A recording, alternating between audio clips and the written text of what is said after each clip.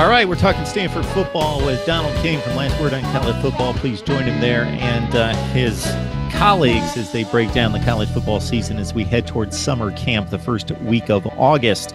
Talking Stanford, we talked offensive line. Now we hit the defensive front that's missing that much talent in Solomon Thomas, just a freak of an athlete, great player, great citizen in the program, great leader, great in front of a lot of other adjectives and nouns that we could fill in that place. So he's gone.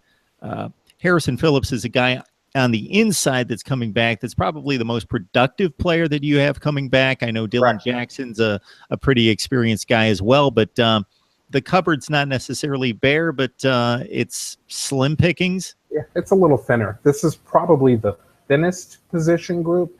The thing that gives you a little bit of solace, there are two things really. One, so you mentioned Phillips, led the team in sacks last year, really solid contributor, relatively versatile player, but really holds it down in the center of the line. Jackson is solid and had some flashes. Eric Cotton is a converted tight end, comes back now with some experience. He'll likely start at the end opposite Jackson and look decent in the spring game. I think you can expect to see him play relatively well. There are a couple of really strong freshmen coming in who I think will challenge for playing time. Ryan Johnson and also Dallin Wade Perry. And they're both highly talented. I think Johnson was slightly higher touted and, using the average star metric system. But Wade Perry goes at 341 pounds. And if nothing else, I don't need you to know the scheme, son. Just get in there and lean on the center and walk forward, So you might be able to get him some good spot duty, short yardage situations, things like that. I think you can probably put that size to really, really good use. So it's not quite as grim as it might seem. And the last thing to keep in mind, if Phillips can be as productive and as solid in the center of the line as he was all of last year, there are other options on the outside. Remind yourself that Stanford's got one of the deepest crops of linebackers in the entire nation.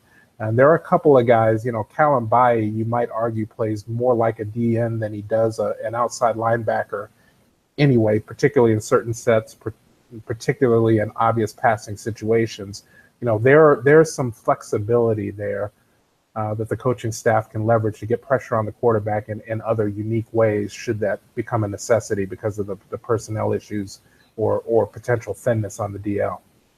So Wade Perry's a top 20 player at his position, defensive tackle out of New Jersey, according to 247 Sports, a top 6 player out of a pretty healthy recruiting state high school football there in New Jersey. Ryan Johnson, top 7 player, is a weak side, strong side defensive end at 6'3", 253 out of Mobile, Alabama. So we may see them pressed into duty and needing to perform on a Pac-12 stage that is expected to end with a Pac-12 championship game berth.